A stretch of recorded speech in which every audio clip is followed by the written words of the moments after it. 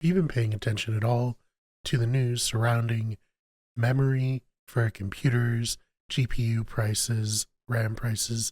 Everything is just going up because OpenAI made a deal with a couple of companies to buy a bunch of RAM, including RAM that isn't even created yet. And that is kind of rolling downhill to negatively affect us as gamers. So TechSpot wrote a piece about the memory shortage and what it could mean for the PlayStation 6 and the Switch 2. So this is by Kishlana Kunda, again written on TechSpot. He says Sony's reportedly considering delaying the launch of the PS6 to 2028 or even 2029 due to the ongoing memory crisis.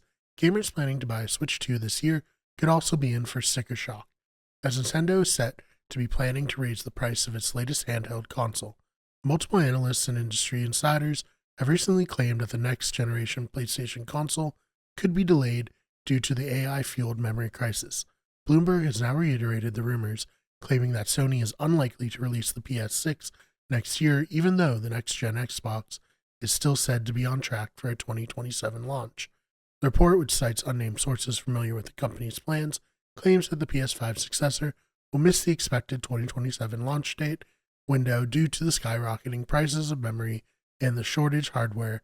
The limited availability of components for client devices is also reportedly forcing other consumer electronic manufacturers to rework their product roadmaps. Unfortunately for gamers, the PS6 is not the only piece of bad news. Bloomberg reported over the weekend, according to the publication, Nintendo is planning to raise the price of the Switch 2 sooner rather than later.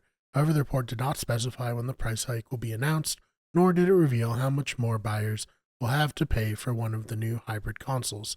The Switch 2 price hike will undoubtedly be a big blow for gamers, but it won't be a major surprise. In an interview in November 2025, Nintendo president Shigeru Fukuoka promised not to raise the Switch 2 price in 2026, but only as long as the company did not have to deal with inflammatory pressures from increased tariffs or component costs. According to recent reports, the PS6 could pack an impressive 30 gigs of GDR7 memory with 640 gig bandwidth, while the PS6 handheld could ship with 24 gigs of LPDDR5 RAM. Both devices are expected to be powered by an AMD processor, with Sony reportedly working on the chipmaker to develop custom SoCs featuring Zen 6 CPU cores and RDNA 5 graphics for its next-gen console. So, not what you want to hear, but not a very surprising turn. I expect not only the consoles, but computer gaming to be priced at such a way that consumers aren't able to either upgrade or get in where they want to, right? For so long, you could build a PC or have a pre-built PC and have it be relatively affordable. 1,500, 2,000 if you're really getting crazy. But nowadays, that just seems like a pipe dream. Prices are going up, and there doesn't seem to be any real way to roll it back unless like OpenAI and the other AI companies just completely shit the bed and go out of business, and then there's like a surplus of the RAM on the market. But I quite frankly don't see that happening anytime soon, if ever. So this is the new reality, and it's kind of brought up like a weird new thing that I don't like personally, but I do think is going to be the future. So obviously we have things like NVIDIA GeForce Now, which allows you to play computer games on like a proxy server, which emulates a really high-end PC.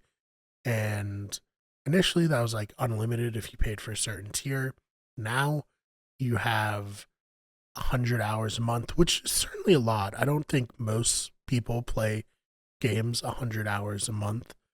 And if you do, then you're probably a power user who wants your own stuff anyways, and you're not going to be using a streaming service. But it does feel like, just based on the way things are going, that we're going to, instead of buying computers, we're going to be kind of forced to buy, or I guess rent, these proxy computers and have like a subscription model for the way that we play. You know, we'll have laptops that aren't very powerful but can connect easily to these streaming services, and that's how they're going to make even more money as they attempt to like infinitely grow their business. And, you know, subscriptions are one way to do that. So, not exactly thrilling from where I'm standing, not exactly what you want to see, but I do expect, just based on how everything's moving, that to be the case. So, let me know your thoughts about all of this. Are you disappointed in the PS6 potentially being released later? Are you like, hey, I don't feel like I've gotten as much out of this PS5 generation as I perhaps did out of the PS4 generation, so I'm okay waiting for a while? I'm kind of in that camp personally, but, you know, let me know your thoughts about all of this in the comments, and let me know your thoughts about the subscription services that these companies are rolling out. Really interested to hear about that. Anyways, thanks so much for checking this out. If you like this, please subscribe. We have new videos coming out all the time here on this channel. Also check out our main channel, Wicked Everything, where we kind of do similar storyline news stuff, but also video game essays, as well as video game reviews. And check out our other channels, which include those, or rather, Wicked Get Sports for sports news, Better Radio, which hosts all of our podcasts, and our newest channel, History is Wicked, where we cover cryptids, urban legends, and weird history stories. Again, thank you so much for watching, and I will see you in the next one.